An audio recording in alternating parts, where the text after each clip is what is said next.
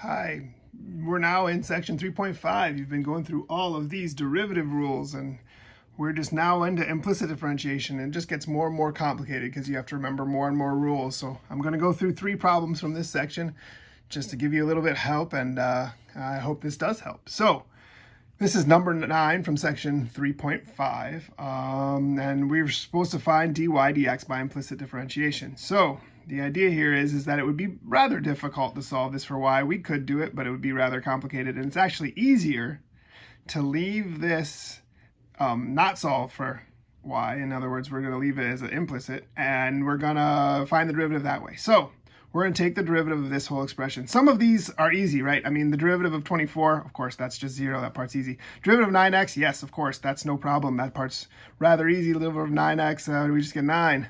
The derivative of this part is what would give people trouble here. Remember the rule for natural logs if you're going to take the derivative of a natural log. So let's say it's the derivative with respect to x of the natural log of u. Then what you end up getting is what they call u prime over u, right? The derivative of u with respect to x divided by just whatever u is, okay? So in this case, if I'm doing the derivative of the natural log of x times y, then in this case, u is x times y, right? So I know what this part's going to be. It's just going to be x times y down there in the denominator. The question is, what's our numerator going to be here, right? What's the derivative of that? Well, if we want to take the derivative of x times y with respect to x, then we're going to use the product rule, right? It's going to be x times the derivative of y, which I'll write dy dx because that's what we're looking for. Doing product rule, so x times the derivative of y plus y times the derivative of x. Now the derivative of x with respect to x is just 1, right? So we get x dy dx plus y. So that's what I'll put up here in the numerator, right?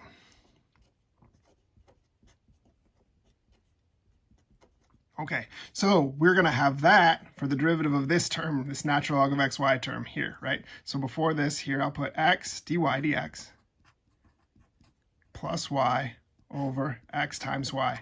And now all we want to do is solve for dy dx. That's what's left, right? So I'm going to multiply every term here by the denominator, x times y, right? That'll cancel it out here, so I'll only have x dy dx plus y. And then, ooh, I forgot the plus here to separate these two terms out, right? So then plus 9 times xy equals 0, right?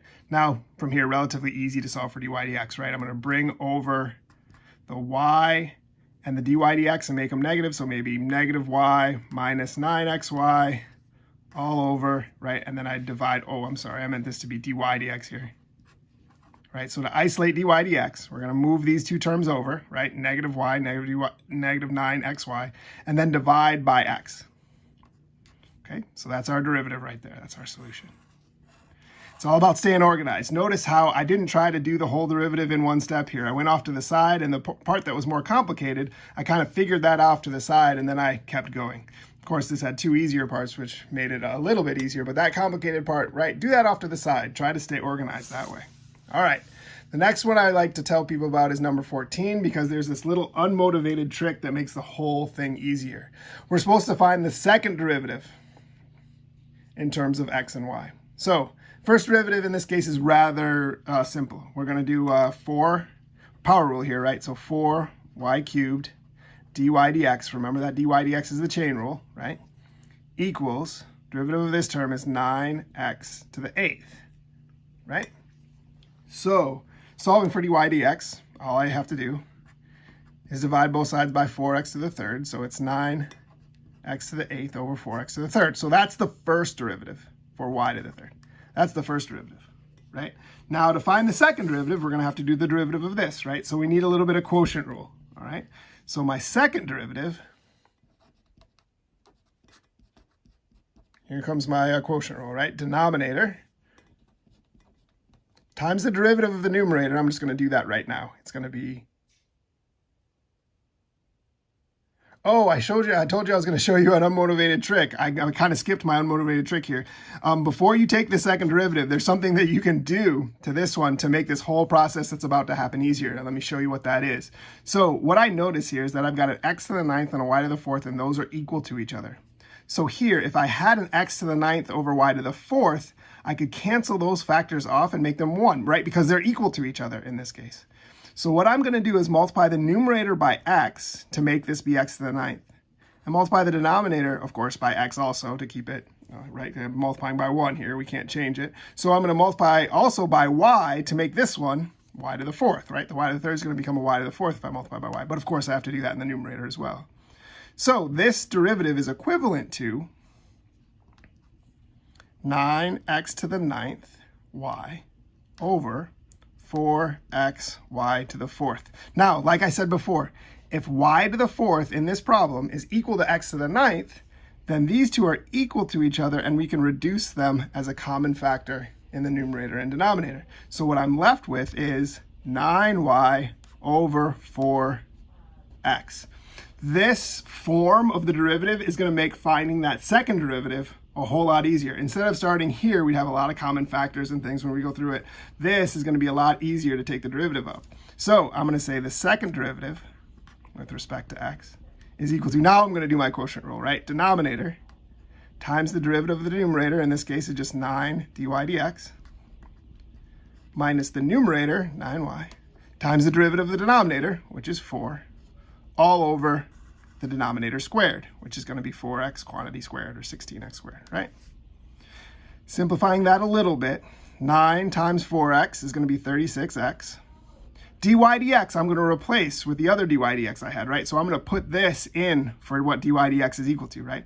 dy dx is equal to 9y over 4x, right? Minus 9y times 4, 36y, all over squaring my 4x, I get 16x squared. Oh, I'm sorry, you can't see that last part there. Hold on, let me move this over a little bit so you can see it. Ran out of room there, right? But all you were missing there was the 9y times the 4, which is a negative 36y, right? Simplifying that a little bit, the x's and the 4's will cancel here, make that a 9. So I get 81y minus 36y over 16x squared. Of course, 81 minus 36 gives me a 45y over 16x squared. So the reason I showed you that one is because there's this little unmotivated trick of changing these factors here, x to the 8th and y to the 3rd, to x to the 9th and y to the 4th, because those are equal and they cancel out, and that just makes the whole problem a little bit easier, okay? Little unmotivated trick, we call that. All right, now, number 16. Find all the points in the circle where the slope is equal to 5/12. So just a little picture of this one, right? We've got this circle. This circle is centered at the origin, right? So it looks something like this.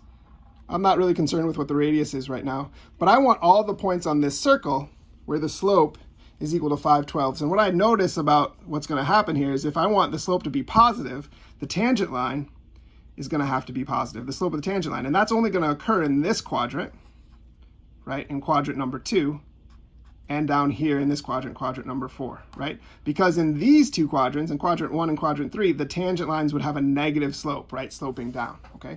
So my answers are going to happen in quadrant 2 or in quadrant 4, and that tells me something about the coordinates that we'll talk about in a second. Anyway, the key to this is that we want the slope to be 5/12, so we're going to find the derivative.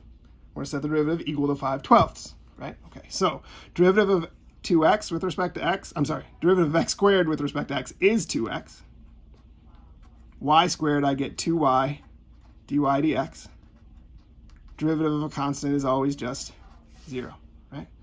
Not so bad. I'm going to bring over my 2x, divide by 2y, right? So I get dy dx equals negative 2x divided by 2y, or just negative x over y. Now the point here is that this derivative, right, is supposed to be equal to 5/12. What you will notice here is that you can't really solve for either one of these variables, right? We can't get a number out of this because it's one equation with two unknowns in it, right? But the nice thing is that we have two equations with two unknowns, right? Because we really have this equation. So what we have to do is combine those two equations together somehow. Yes, negative x divided by y has to equal 5/12, but also x squared plus y squared has to equal 676, right? So to do that, I'm going to solve this equation for one of the variables. Maybe I'll solve it for y, right? So if we do some, a little bit of algebra here, you'll recognize that 5y is supposed to be equal to negative 12x, right? Some people call that cross multiplication, right? And then divide by 5, you get negative 12 over 5x, right?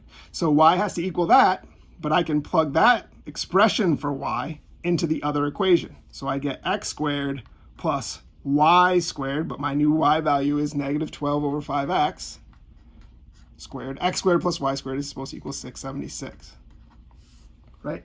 I'm going to try to make this video a little bit shorter by kind of going through some of the algebra here quickly. You'll see when you square this that you get 144 over 25 x squared, and then these two will be like terms. So if you add that 144 over 25 to 1, it's like adding 25 over 25. What you end up with was 169 over 25 x squared is equal to 676. And again, I'm skipping steps here on purpose because I don't want to waste too much of your time. You guys can figure this algebra out on your own. But if you figure this out, you get that x squared is equal to 100, and this leads to the fact that if x squared is equal to 100, then x equals plus or minus 10. I'm skipping steps there on purpose, but you guys can get through that stuff. You're good algebra students at this point in your mathematical career, so you can get there. So there's two places where there's two x values for which this circle will have a slope of 5/12. And I want you to now keep in mind our picture over here, right? Those two x values correspond to the fourth quadrant and the second quadrant, right? X is positive in the fourth quadrant, so the x equals positive 10 will correspond to that. And x is negative 10, and that'll be from the second quadrant because that's where x is negative, right? So when x is 10, the question is what will y be equal to? Well, you take 10, you put it in. I could put it in this one, but keep in mind that's going to give me two answers. This one will just give me one answer for y, right? Because I have to take a square root, do a plus or minus thing there. But if I put the 10 in here for x, the positive 10, then I do the opposite of positive 10, right? Over y is equal to 5 over 12. Again, I'm skipping algebra here for you, but that will lead you to the fact that y has got to be equal to positive 24. Sorry, negative 24, right? So one solution to the problem is positive 10, negative 24. And if you can just see from that, if you put in negative 10, you're really going to get the same kind of answer. It's just going to be the opposite of what it was. So if you put in negative 10, you end up with positive 24. So those are the two solutions. Make sure you put them in the right order. I think WebAssign asks for those two answers from the lowest x value to the highest x value. So I believe you have to put this one in first. I can't remember which one it is. Just make sure you put those in the correct order. That one also gives people problems a lot. I just wanted to show it to you. I hope all of this helps. Trying to give you a head start in this homework in section 3.5. Please, as always, email me if you have any questions.